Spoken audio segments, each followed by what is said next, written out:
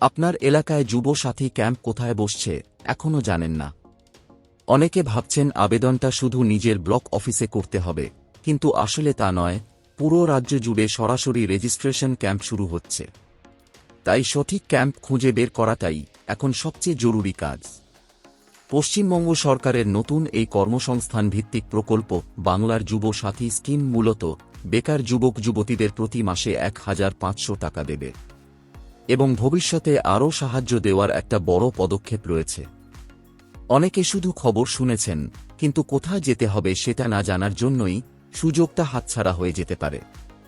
কারণ এই ক্যাম্পগুলো নির্দিষ্ট তারিখে, নির্দিষ্ট সময়ে এবং নির্দিষ্ট বিধানসভা এলাকায় বসছে।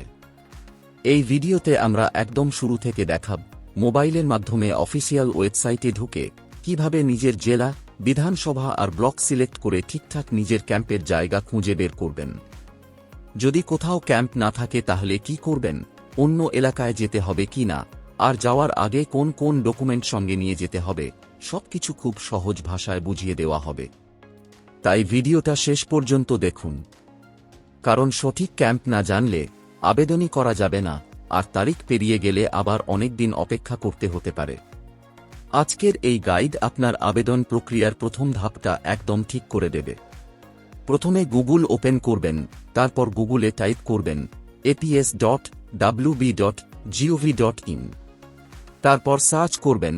সার্চ রেজাল্টে প্রথম অথবা দ্বিতীয় স্থানে যে লিঙ্কটা আসবে সেই লিঙ্কে ক্লিক করবেন। লিঙ্কে ক্লিক করার সঙ্গে সঙ্গে অফিসিয়াল পোর্টাল ওপেন হয়ে যাবে। যদি এই রকম ইন্টারফেস আসে তাহলে অ্যাড্রেস বারে ক্লিক করবেন এবং তারপর .in এর পরের লেখাগুলো ডিলিট করবেন, তারপর ইন্টার প্রেস করবেন। ইন্টার প্রেস করার পর এই রকম ইন্টারফেস আসবে। এখানে একটা ব্যানার দেখতে পাবেন, রেজিস্ট্রেশন ক্যাম্প বলে।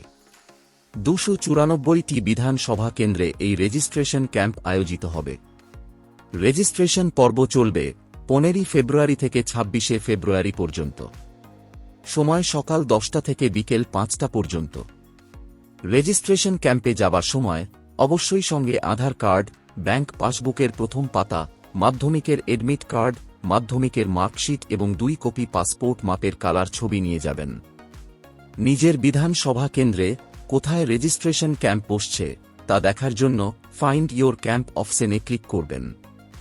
ক্লিক করার পর এই রকম ইন্টারফেস আসবে। এখানে প্রথমে ডিস্ট্রিক্টের নাম সিলেক্ট করবেন। তারপর এখানে আপনার বিধানসভার নাম সিলেক্ট করবেন, আপনি যে বিধানসভার অন্তর্গত। বিধানসভা সিলেক্ট করার পর ওই বিধানসভার আন্ডারে যতগুলো ক্যাম্প বসছে তা এখানে শো হবে এবং এখানে ক্যাম্পের ভেন্যু অ্যাড্রেস শো হবে। আপনি যদি ব্লক ওয়াইজ দেখতে চান তাহলে এখানে ব্লকের নাম সিলেক্ট করবেন। ব্লকের নাম সিলেক্ট করার পর নিচে ক্যাম্পের ডিটেলস শো হবে। যদি আপনার ব্লক বা এলাকায় ক্যাম্প না বসে তাহলে এই রকম মেসেজ শো হবে, no camp is set up yet for the selected location. এই ক্ষেত্রে আপনাকে আপনার বিধানসভার অন্তর্গত যে এলাকায় ক্যাম্প বসছে সেখানে যেতে হবে। আপনার এলাকায় বা ব্লকে যদি ক্যাম্প বসে তাহলে ব্লক সিলেক্ট করার পর নিচে ক্যাম্পের ডিটেলস শো হবে এবং ক্যাম্পের অ্যাড্রেস শো হবে। এই ক্ষেত্রে আপনাকে এই ক্যাম্পে যেতে হবে। আশা করি এই ভিডিওটির মাধ্যমে আপনাদের বাংলার যুব সাথী প্রকল্পের রেজিস্ট্রেশন ক্যাম্প খুঁজে বের করার পদ্ধতি স্টেপ বাই স্টেপ বোঝাতে পেরেছি। যদি আপনারা আরও কিছু জানতে চান বা কোনো প্রশ্ন থাকে তাহলে নিচে কমেন্ট বক্সে কমেন্ট করতে ভুলবেন না।